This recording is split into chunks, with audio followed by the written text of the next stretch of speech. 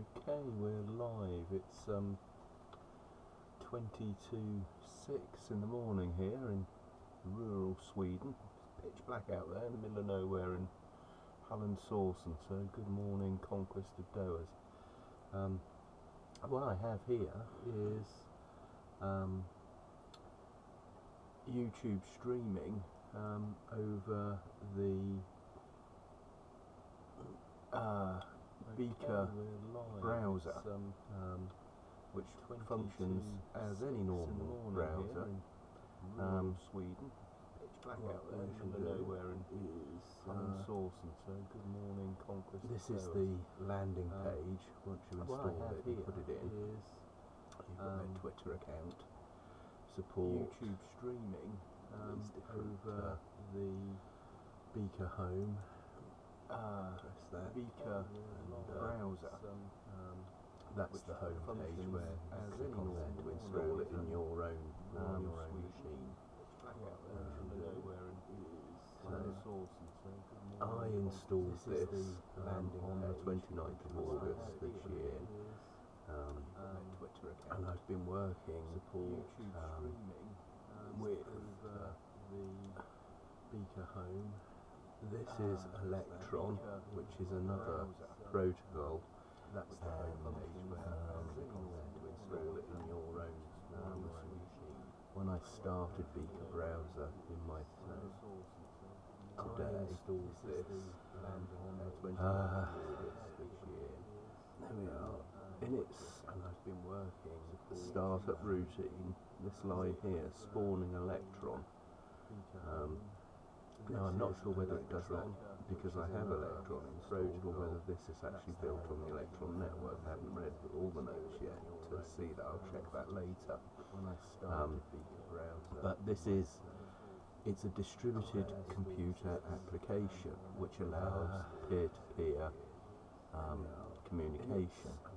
And the thing about peer-to-peer communication, peer-to-peer foundation, is now I'm not sure whether it does that. Quite an old, in internet world, quite an old organisation, and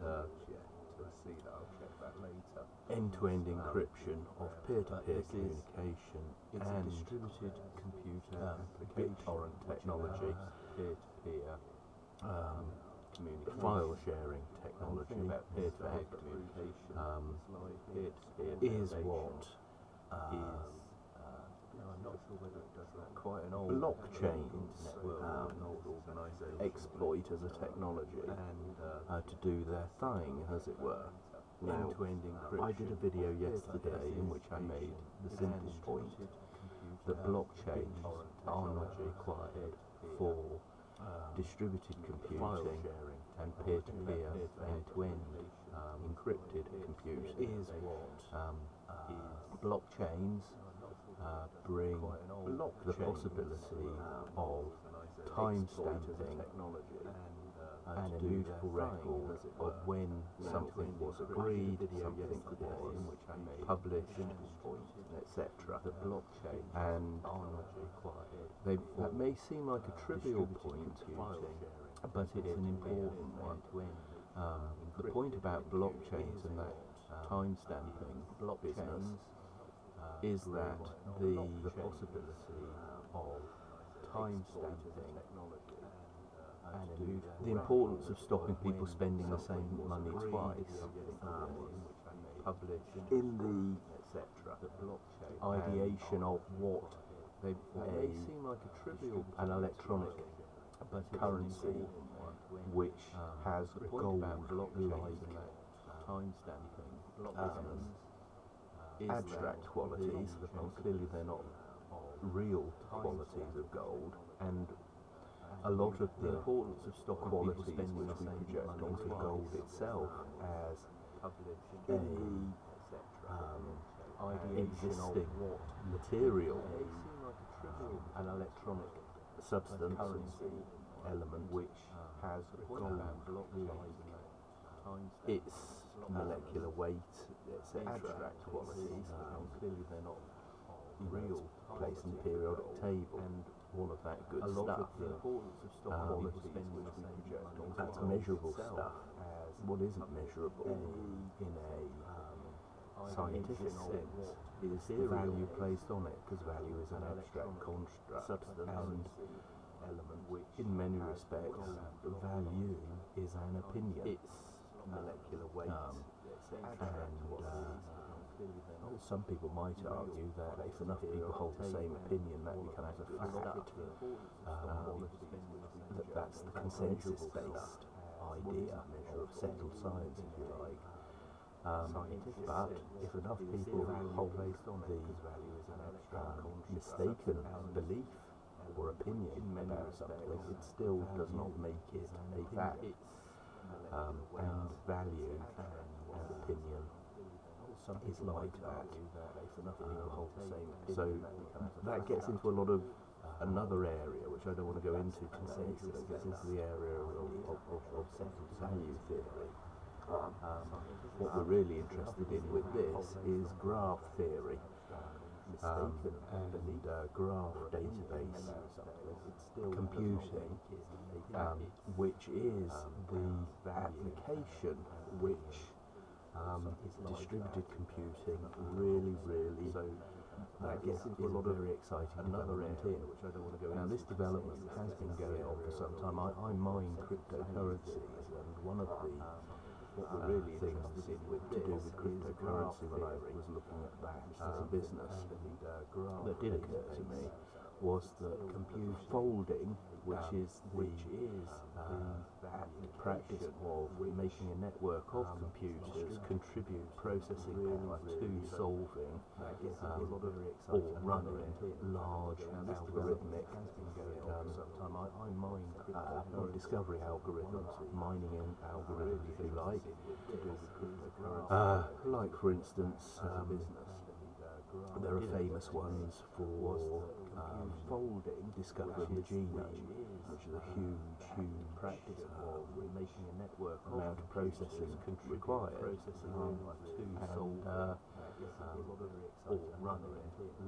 the reason I started looking at a lot of that stuff was because I wanted to know what to do with all the computing power, alternative uses for computing power. One, when there are famous ones, they were overtaken by better processing power.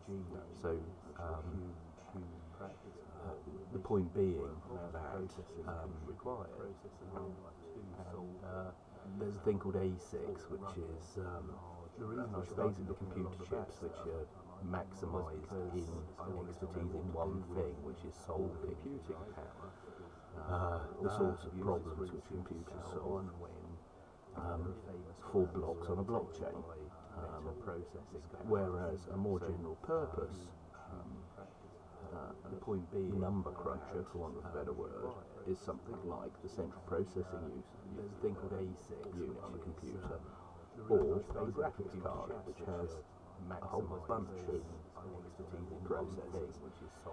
The reason graphics cards are so powerful is that for manipulation of pixels on a computer screen, the rendering of that takes up a huge amount of processing. Anyone that's spent any time videoing processing, will know that hard disks fill up very quickly if you process high quality. The reason graphics cards that's high quality in the sense of is that resolution for manipulation of pixel DPI dots per inch. Now, what I'm getting at here is that things like Beaker, things like the ToDo, things like the EOS development environment, and there are quite a number of others, including one of my favourites, which is called ZeroNet. And also one which I'm very excited about, which is the DPI protocol, and the Library of Alexandria being built on top of that, which I've been in discussion with the Open Internet Protocol people since about think it was April this year, because I want to have a publishing platform, and also one which worked on Web3, on the distributed web, which, when I started my inquiries, had been thinking in terms of discussion with distributed networks and blockchain. And this year, because when I thought about it and cast my mind back to the days of Pirate Bay and torrents and Web3 on the RAR files and what have you, I realised, after a comment made by Joe Armstrong, distributed network, at the talk he gave with Jeremy and Tiddlywiki, and one of his throwaway lines was about blockchains, and he said, "Oh, and not all these silly blockchains that use up all this energy." And Joe wrote computer language Erlang, which makes the internet possible.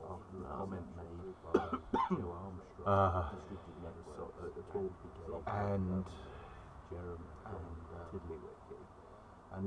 so my ears pricked up when he said this, because I realised there would be something in it, and then when I looked at Tiddlywiki and I sort of had a think about what Joe said, and I had already been aware of things like hash graph.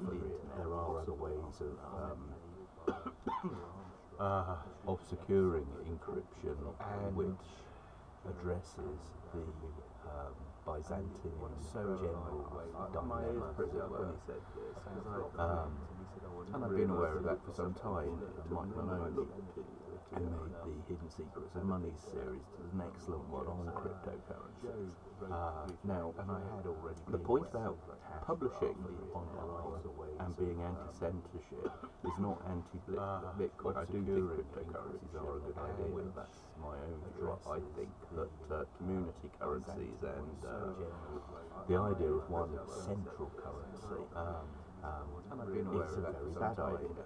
I'm a keen student of the late great Bernard Leitier of a gentleman in Germany called publishing and being anti-censorship and is not anti-casting back to people like Henry George. I think that also Delamere, famous monetarist, the idea of one censorist. So, Steve Zarling is forgotten student of the late great science his great book, which is a pun on German but again, that's getting slightly off track.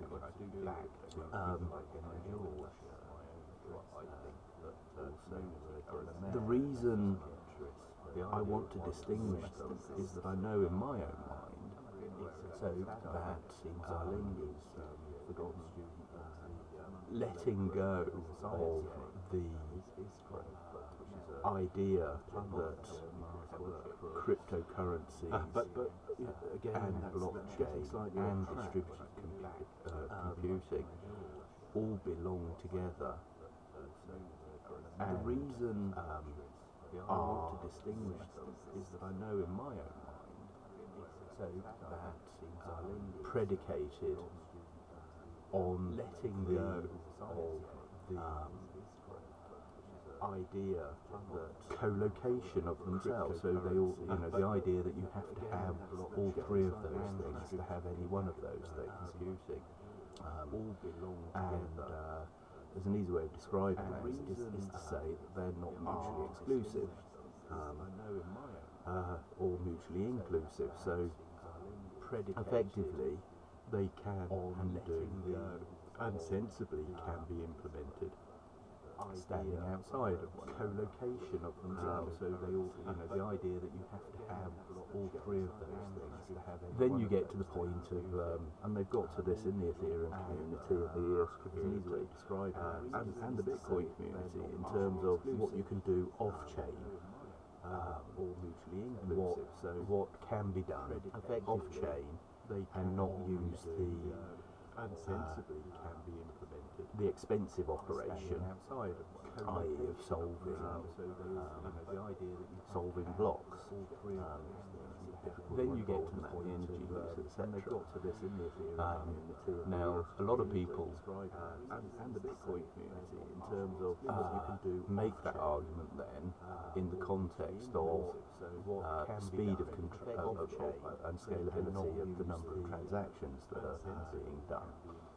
The expensive operation, give the impression that that's why doing that is important, but that forgets the fact that, well, actually, you don't need to be doing it now a lot of people at all with that. It can be done and effectively in the context of it's the encryption keys and the decryption keys which are the important bit, and they can be generated and have and has existed since before the internet, the ability to encrypt end-to-end. And it's a earth-shatteringly, mind-numbingly simple point, but it's a very important one when it comes to implementing publishing on Web3 and distributed network, because the network, which are the important bit, exists outside of the blockchain.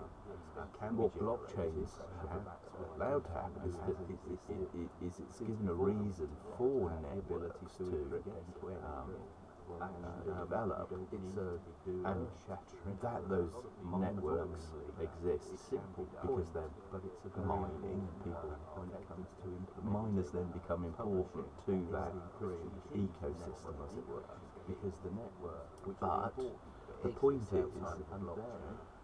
that if anyone that has a computer that is online can, for instance, sign up to the folding projects and donate computing power to solve any sort of problem. But importantly, they can also be part of a system of peer-to-peer publishing, peer-to-peer file sharing. The point is, that I think part of the reason that this hasn't been, for instance, looked at in detail is that projects, as with things like the darkware, to being used as a way of any sort of say cryptocurrencies really bad because they can be used for bad things. Peer-to-peer publishing. You've got to go back to the days of Napster and the days of I think Pirate Bay, where piracy, so digital rights management and all of that became the stick to beat this, incredibly powerful. You've got to go back to the days of Napster, educational tools. I think the internet is a library. It's the best library that has ever existed. It's got such huge potential. Piracy, so digital rights, and we're only really just getting going with it. So anyway, that's Beaker Browser, and this is Electron, which because it says spawning Electron, I don't know. It's just because I have Electron on my computer that that's happened, and it's sharing resources, or whether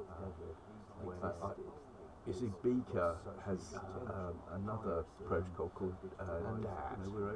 So, like I say, I'm going to check that. Anyway, just Beaker Browser. I mention it because this is Electron. It's a note to self just to have a look and see what's going on under the hood there. So, 29th of August is when I ran this stuff for the first time, and so then You see, Beaker, these are the pages I opened when I next opened it. So this, like I say, I'll check that. Stuff it was 14 days ago. This, and we're just gonna run through this, and I'm gonna go through my thought processes. So then set out 29th of August is when some ideas of where I'm taking this after the last 6 months of work I've been doing on this area. These are the pages I opened. So what have we got here? That's 15 days ago. And we're just gonna run through this, and I'm gonna go through my thought process 15 days ago. So then set out 29 some ideas of where I'm taking this after the last 6 months. 15 days ago would be the second area, and so I left it for a few days. 15 days ago, 29th of August. Now, what I'm going to do is just run through this, and I'm going to say let's my thought process 15 days ago. So now, 29th of ideas around where I'm taking this.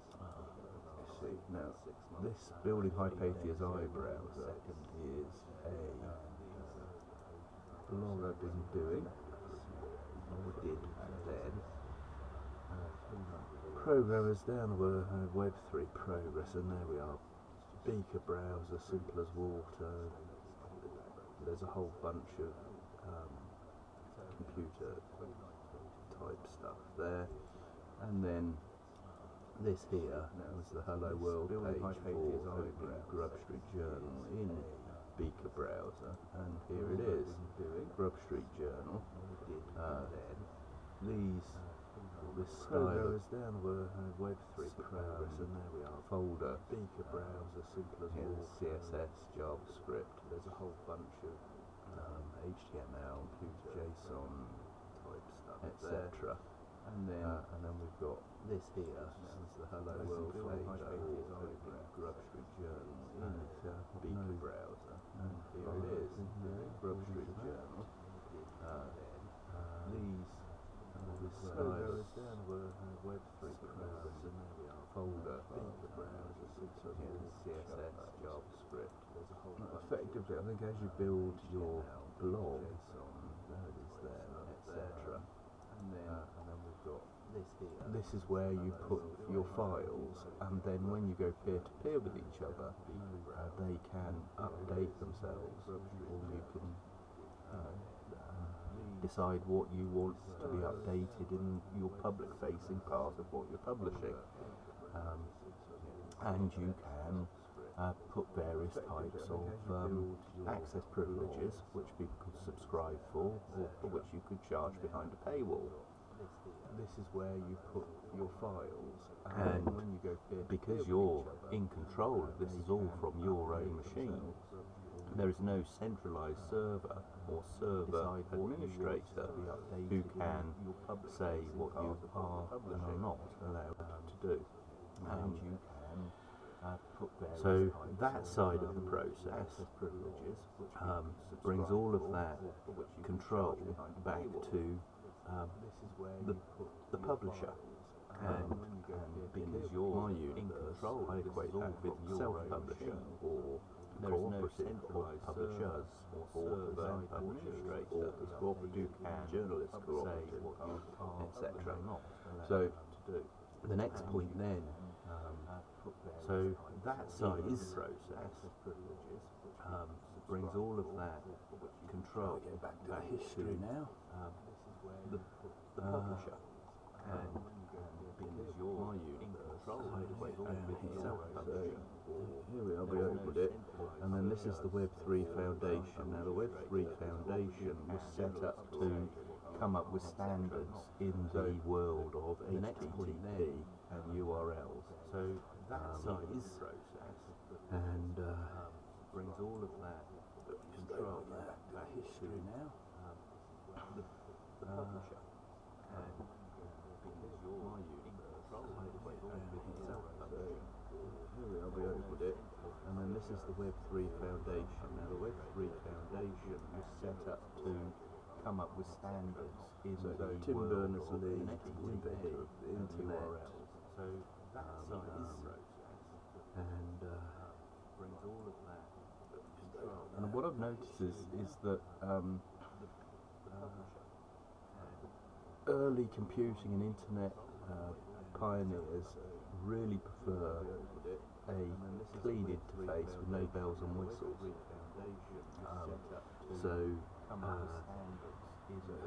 What I equate that with is far more substance and not a question of style over substance. And what I've noticed is that so early computing and internet I will try and put all these links as I go through them. Clean interface description. I'll need those for my own. What I equate that with is reference points anyway. Substance. I had a look around. There's that Twitter page. That's the protocol. The Beaker Browser on top of that, and I followed the two people who are behind the Beaker Browser. Watched a few videos about it and thought about it for a few days, and then this is where I open it up again. What I equate that made my hello world message, and then did this, look around and drop this bench notes decentralized library of Ozark and Grub Street into it there. Now, this was then something I did and sent to Devon at Open Internet Protocol for a few days. And so this was the the basic idea of why do we need a blockchain? In terms of publishing. The answer to that is indexing, and that is one I'm still thinking about, whether indexing on a blockchain. This was then something I did and sent to Devon. How one would implement that? Does indeed? Is it necessary that it is mineable in the sense that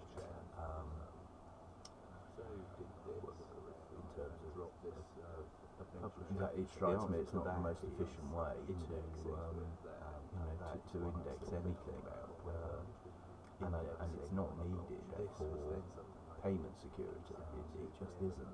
How one would implement that. That's an ongoing question in my mind. That it is mineable in the sense that there we are. There's a Beaker Browser Hacker Noon, which is a great publication. It strikes me it's not the most efficient way. So then, with this information, what I did is I did a few degrees of separation for clicking away from the main Google or DuckDuckGo search terms.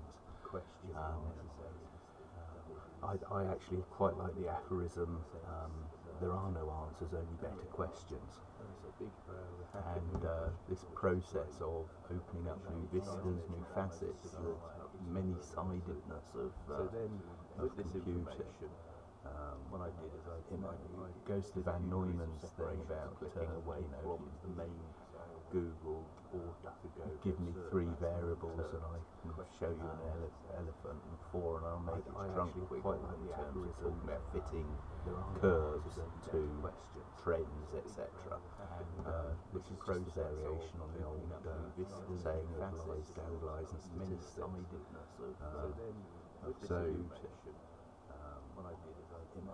This is what I tend to do when I find something new is I'll kind of go to the source, or where I think the source is, and then work out from there to see who else is thinking about it and doing stuff in this similar kind of field of endeavour, as it were, just to get a context of other use cases which are already in development. And this has been my whole approach over the last 6 months.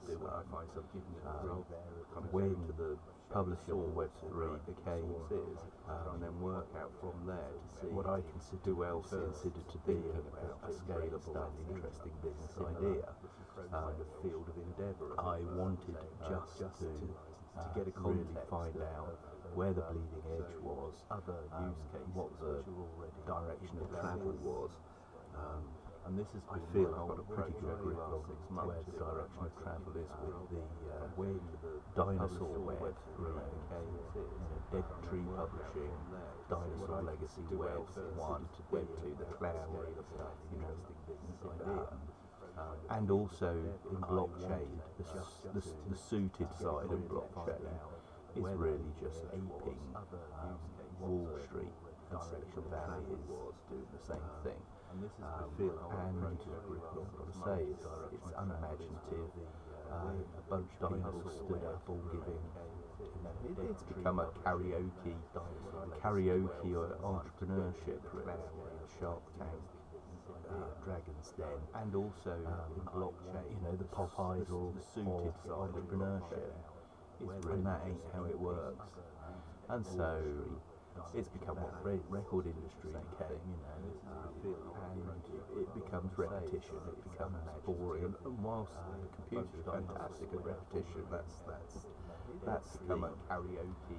The idea the computer should take the tedium out of tedious repetitive tasks, and also the pop idol, the suited side, and sadly people have started to equate that with intelligence and creativity. It's become what record industry, which it isn't. It becomes repetition. So anyway, and whilst the computer's fantastic at repetition, that's become a fucks our global karaoke system. The tedium out of tedious. Yes, I bumped into quite a lot of interesting characters with this. So and sadly, people have started to equate that with intelligence and creativity. It's become what record industry, which it isn't. And there's Alexandria. So anyway, and then I started looking at some of the different apps and what have you, which are coming up here. ToDo, which does the money sending thing, and inevitably, sadly, what I found was lots and lots of people again.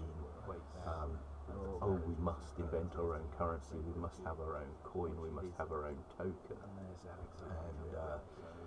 And what are known as ERC20 tokens in the Ethereum environment have become inevitably, sadly, an end in themselves as opposed to a means to the end. Again, for many things, that's where people see their business case coming from. And I'm an old-fashioned entrepreneur that believes that the customer is always right. Cash is king, and the customer's always right. I'm an old-fashioned entrepreneur, and so become inevitably. I'm not interested in telling my customers an end in themselves as opposed to a means to the end, what they need. I'm interested in providing my customers what they know they need. I'm an old-fashioned entrepreneur that believes that and so whether it's a product or whether it's a service, that's what the customer's always providing for. People are giving up their hard-earned dollar, pounds, kronas, whatever. And to treat them as call them fans or followers. I'm interested in, it's a different way of looking at the world, really. Treating your customers as children. And so whether it's marks, victims almost, that's what doesn't shine with my own business upbringing and business ethos. I don't, no. And I do not subscribe to that view, which I think is it's a different way of looking at the world, capitalist view, a corporatist view, a Stalinist Mark, fascist view, victim if you will, but it's an authoritarian. You'll do as you're told, speak when spoken to, and we'll tell you what's good for you. Subscribe to that. And if anyone sort of think, oh, that sounds like the Brexit debate, I would say yes, you're absolutely right to this view. A couple of degrees of separation, and you actually find out there is a silent majority. And in my own business career, I've found that people thrive when you back up the responsibility that you, if anyone, give people. It's called rising to the occasion of Brexit debate. And the most disempowering thing any person of degrees of separation can do is undermine people who are working within the same organisation. And in my own business career, it's giving the tools and giving the support. I'm a rugby player and a team player, and motivation. People rising to the occasion, intrinsically motivated and dedicated people is about support, understanding, listening to ideas, encouraging ideas, doing the basics well, and taking risks, trying out new things, having new ideas, and having the courage to express them. Because even in a supportive environment, as humans, none of us like to sort of look silly standing, listening to ideas, encouraging, and but if the environment is such that there's a price to pay for questioning, trying out new idea of authority, then that doesn't lead into a creative future, because even in supportive environment, as humans, none of us like the blockchain suits. There's a publication called Consensus now, Consensus that gives the game away, is it not?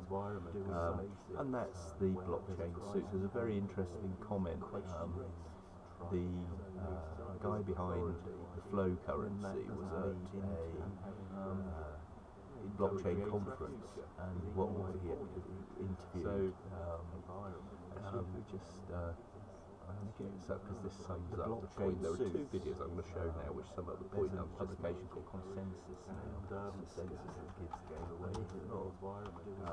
And that's the blockchain suits. There's a very interesting comment. The guy behind the flow currency was at a blockchain conference, and what was he interviewed?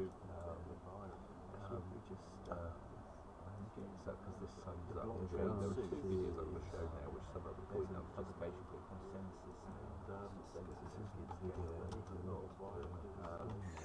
Boom shakalaka, what is going on, everybody? Randall here from Crypto Love, and I am joined today by Joseph Fischella, the core developer from Flow. What's going on, Joseph? Hey, how's it going? I'm doing well. I'm excited for this. We've had this for a couple months in the working, and today we're actually doing it. So Flow is a coin that a lot of people who haven't been around for a while may not have heard of. So I guess to begin with, give us like the elevator pitch. What is Flow?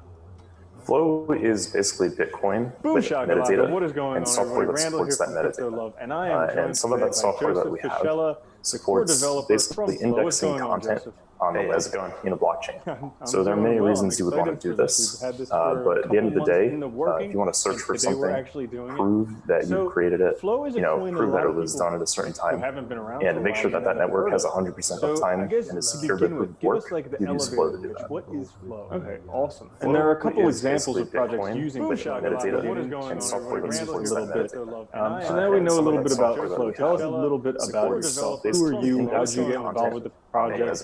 All that fun stuff. So there are many reasons to want to. I've been a programmer my whole life, but at the end of the day, programming since I was 11 years old, which is 20 years ago, that you created. And since I graduated college, I had one full-time job as a 100% uptime, so I've been doing it quite some time. I was mining Litecoin on my GPUs when I sort of was reading about it online, and I just quit my full-time job and got into crypto. And ever since then, I've been working full-time in the space. be I got involved in the Flow project pretty much the day it launched. Thank you all. And I would consider myself sort of a lead developer, core developer, someone that's been motivated the project from the consensus one, but this is much more kind of grassroots kind of approach. You got all the hardcore crypto people here versus consensus. You got all the investment people. How's today's conference? I really like this conference. This kind of conference. So it used to be known as Hardcore crypto people Now it's known as Flow. What was the reason for the change in versus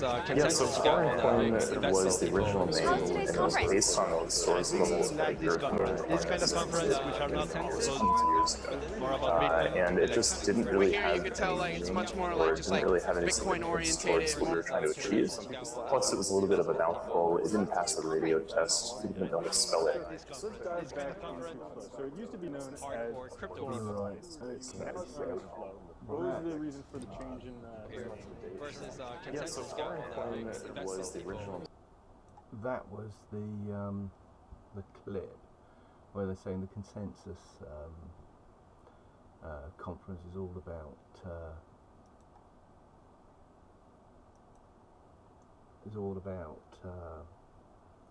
you know, investment and the money and the coins and all the rest of it, whereas this conference that the guys are right here is actually about what's, you know, the good stuff, the you know, real world added value, you know, the businesses which it can exploit this to improve their service. They're actually, you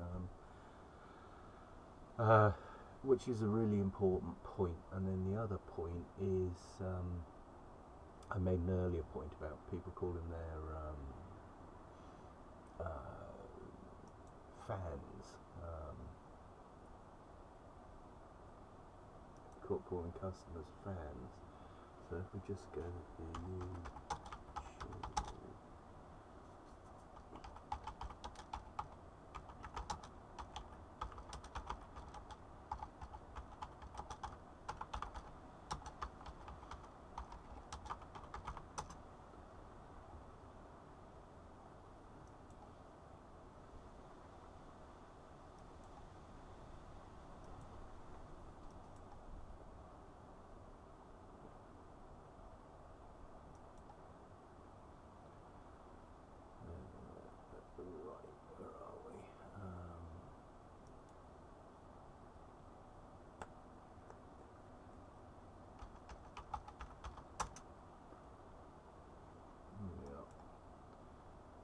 So this is a video I did back in 2011, and it's talking about when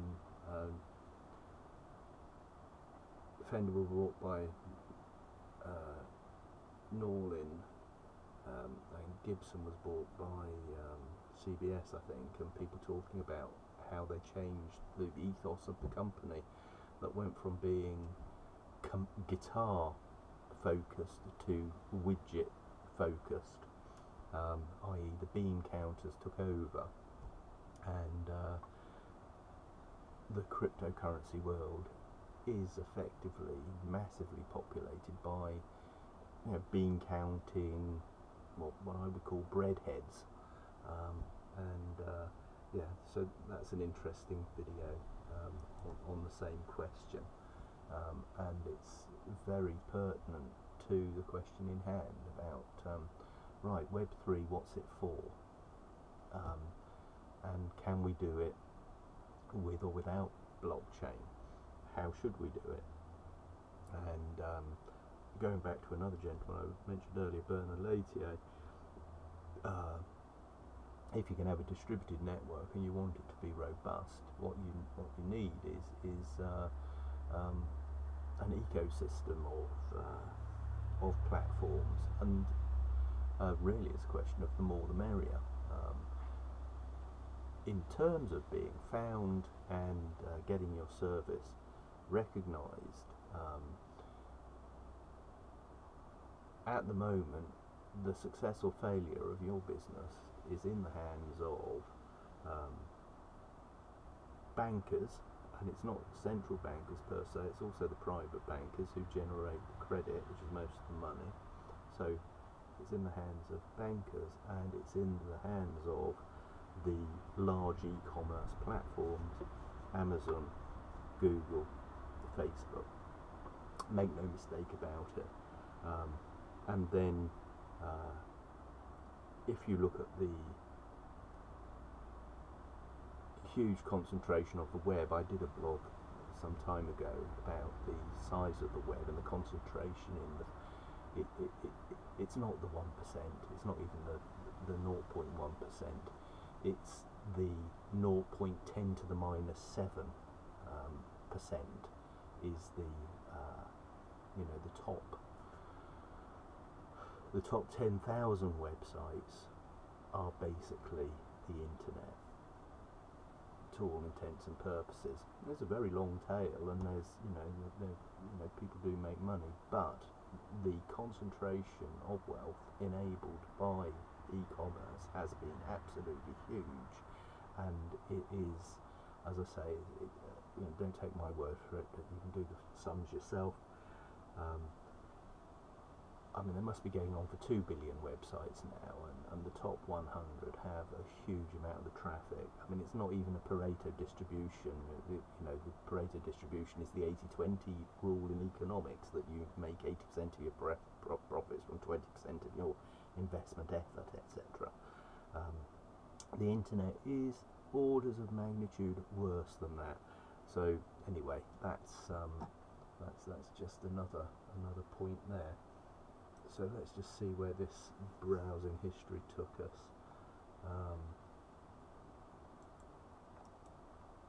That was interesting, and it was written by this guy Tom Howard, and he was interesting. But of course, it's a breadhead direction, as I was saying there. Now, the startup is a medium. I thought this was. I enjoyed reading this. This is one of the most popular publications on Medium, who are going to a subscription-based publishing model.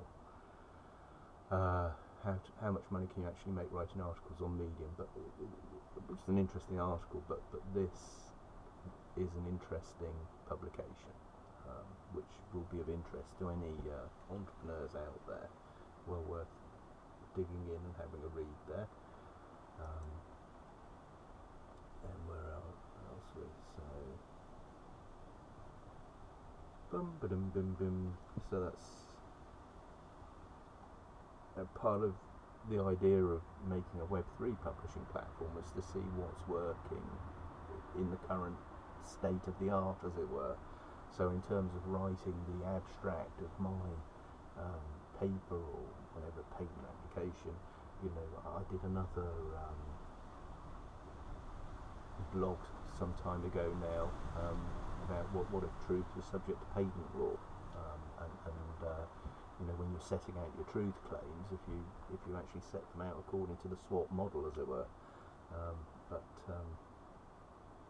Where are we now? Let's just keep going, seeing what else this sent me in. Then I just got some general stuff here.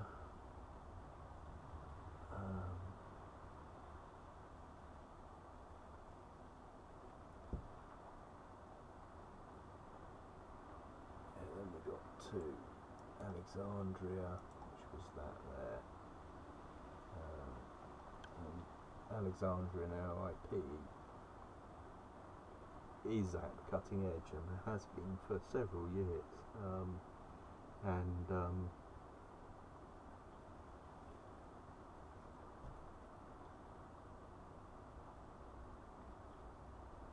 After thinking about this and then starting to look, I found Alexandria no IP. I thought, wow, okay, that is it.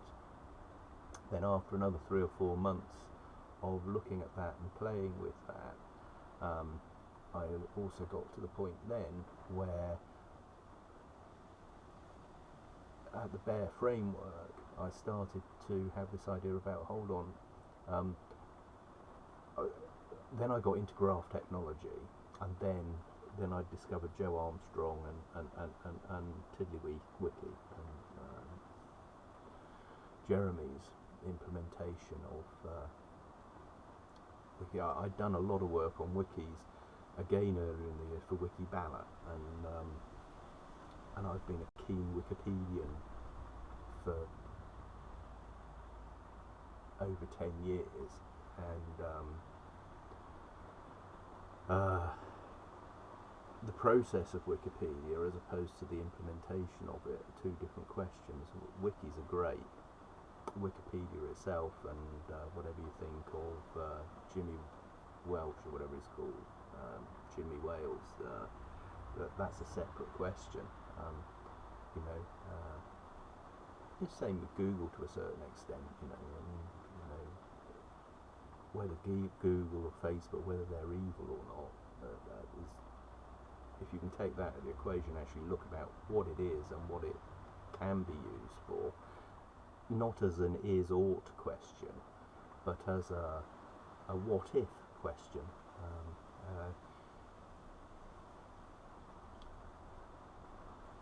And in many respects, the most exciting proposals for the web haven't been implemented. And I'm thinking of Knowledge Web, which was James Burke's thing. He's got this thing online called The Brain, which I've blogged about in the past and done videos on. I also put up a very interesting interview that James did on Stranova, which is a webcast where he talks about Knowledge Web. So, and the thing about that is that you then get to Xanadu and Ted Nelson, and again, the people who know about that, you know, really quite into it, but Google, etc., don't get, like Ted Nelson, for instance, works at the Wayback Machine, and I mean, I use the Wayback Machine quite a lot, and I've used it more and more often as stuff has been memory holed out of the web. So all of these ideas have their I don't know what you call it, their proto-synthesis or whatever back in the late 80s, early 90s.